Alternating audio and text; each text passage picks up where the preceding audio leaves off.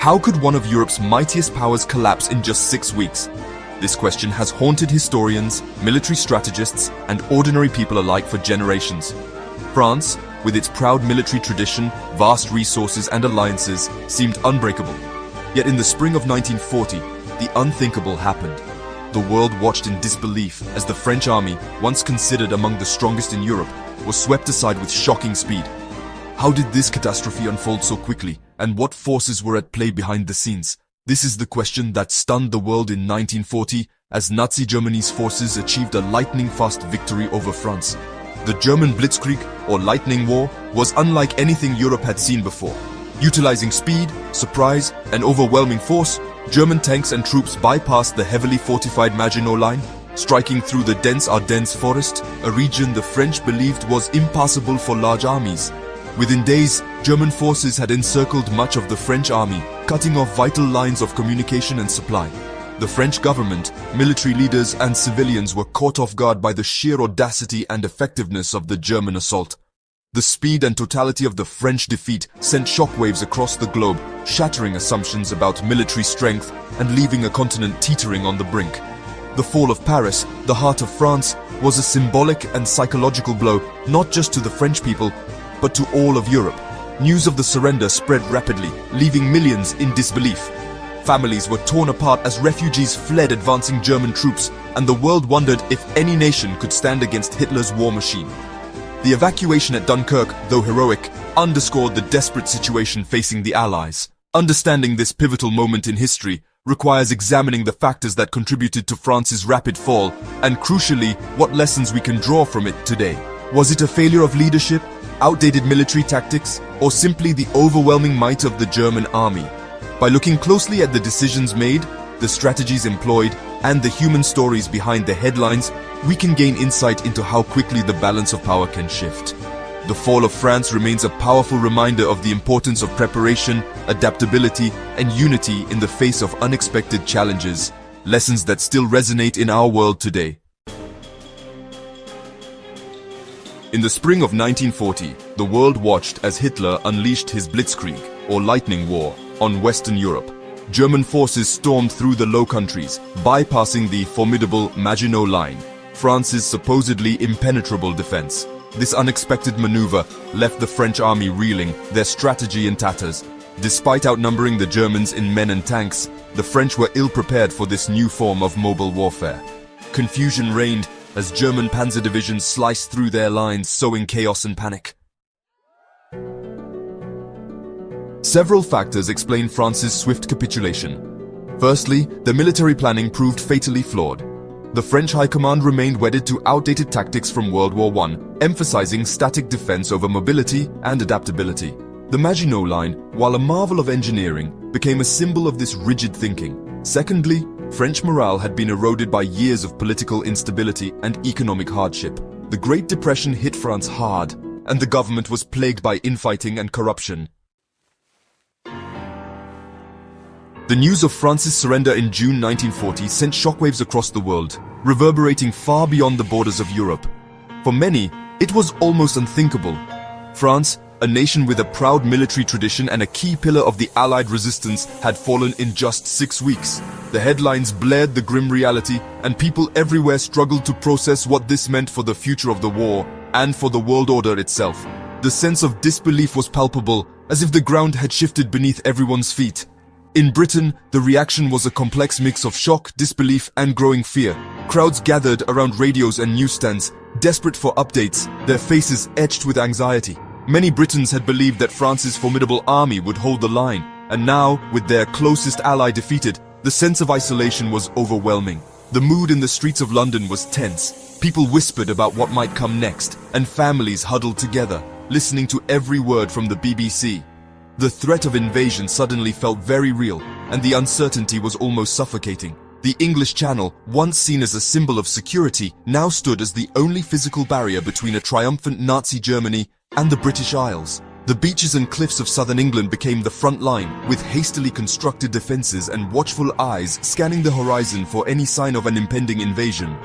The sense of vulnerability was new and deeply unsettling for a nation that had not faced direct threat of conquest for centuries.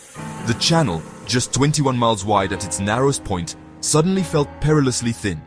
Prime Minister Winston Churchill, only weeks into his leadership, rose to the occasion with stirring speeches that would become legendary.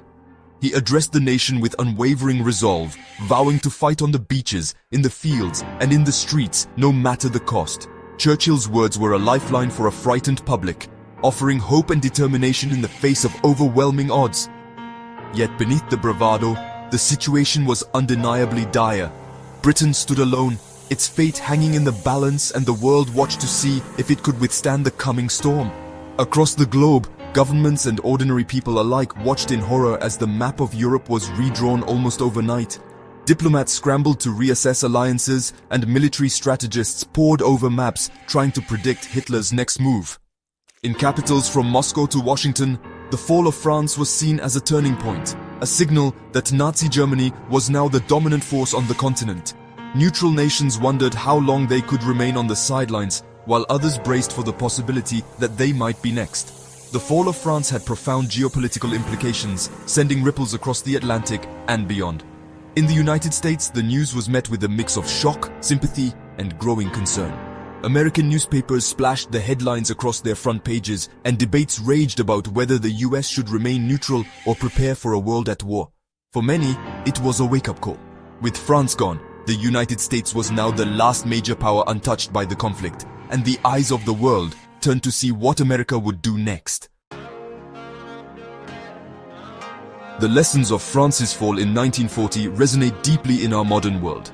Firstly, it serves as a stark reminder that military strength alone is not enough to guarantee security. France possessed a formidable army on paper, but was undone by flawed strategic thinking, complacency, and a failure to adapt to a changing world. Today, as new technologies emerge and the geopolitical landscape shifts rapidly, nations must remain agile and innovative in their defense planning. The French experience offers several crucial takeaways for today. First and foremost, adaptability is key. The French paid a heavy price for clinging to outdated tactics and failing to anticipate the enemy's strategy. In a world of constant change, the ability to adapt and innovate is honestly just paramount. Secondly, strong and decisive leadership matters. France's political turmoil and hesitant leadership contributed to its downfall. In times of crisis, clear direction and a unified front are essential. The fall of France in 1940 stands as a stark reminder of how quickly the world can change, and how the course of history can be altered in a matter of weeks. In the spring of that year, the seemingly unshakable French defenses crumbled under the weight of a swift and unexpected German advance. The world watched in disbelief as Paris, a city renowned for its culture and resilience, fell into enemy hands. This moment was not just a military defeat, it was a profound turning point that sent shockwaves across continents and forced nations to reconsider their assumptions about security, power, and the nature of conflict. History, then, is not merely a collection of dusty facts, but a living tapestry woven with valuable lessons. Each event, each decision, and each consequence is a thread that connects us to those who came before. When we open a history book or listen to the stories of the past, we are not just memorizing dates and names. We are stepping into the shoes of those who faced unimaginable challenges, who made difficult choices, and who shaped the world we live in today. The past is alive in the present, and it calls on us to pay attention, to reflect, and to learn. By studying the past, we gain a deeper understanding of the present. The echoes of history are all around us, in the institutions we trust, the freedoms we cherish, and the conflicts we strive to resolve. When we examine the causes and consequences of events like the fall of France, we begin to see patterns that repeat across generations. We recognize the warning signs of complacency, the dangers of underestimating threats, and the importance of preparation and foresight. In classrooms and libraries, young minds are shaped by these lessons, learning not just what happened, but why it matters. And as we reflect on these lessons, we equip ourselves to navigate the complexities of the future. The world is never static, it is always changing, always presenting new challenges and opportunities.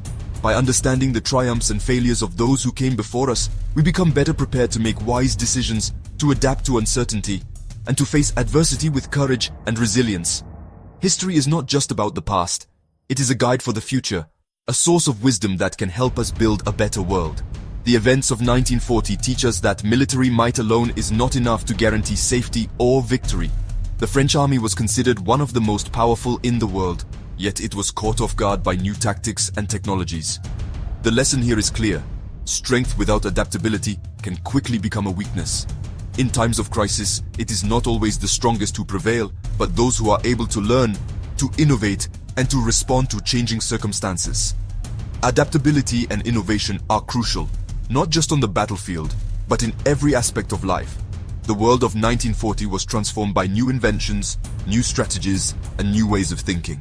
Those who embraced change were able to survive and even thrive, while those who clung to the old ways were left behind. This is a lesson that resonates today as we face rapid technological advances, shifting global alliances, and unforeseen challenges.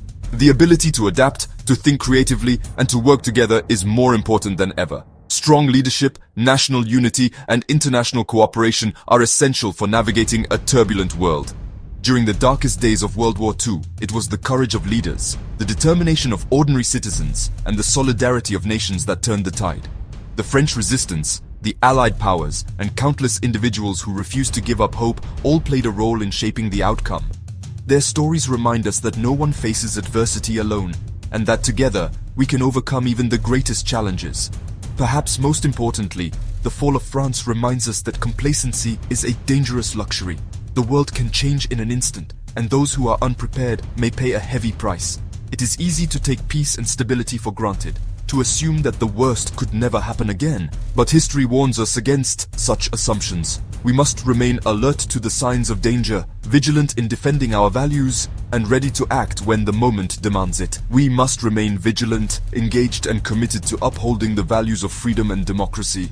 These are not gifts that can be taken for granted. They are responsibilities that must be renewed and defended by each generation, whether through protest, participation in civic life, or simply by standing up for what is right. We all have a role to play in preserving the hard-won rights and liberties that define our societies. The values of freedom and democracy were so brutally challenged during those dark days as ordinary people faced unimaginable hardship and loss. The images of destroyed cities, displaced families, and shattered lives are a sobering reminder of what is at stake when tyranny and aggression go unchecked. Yet, even in the midst of devastation, there were acts of courage, compassion, and hope. Proof that the human spirit can endure and triumph, even in the darkest of times. Let us learn from the mistakes of the past, not with regret, but with determination to do better. Let us honor the memory of those who suffered and sacrificed by striving to build a world that is more just, more compassionate, and more resilient. The study of history is not just an academic exercise. It is a call to action, a reminder that the choices we make today will shape the world of tomorrow. As we look to the future, let us strive to build a world where such tragedies are never repeated. Let us teach our children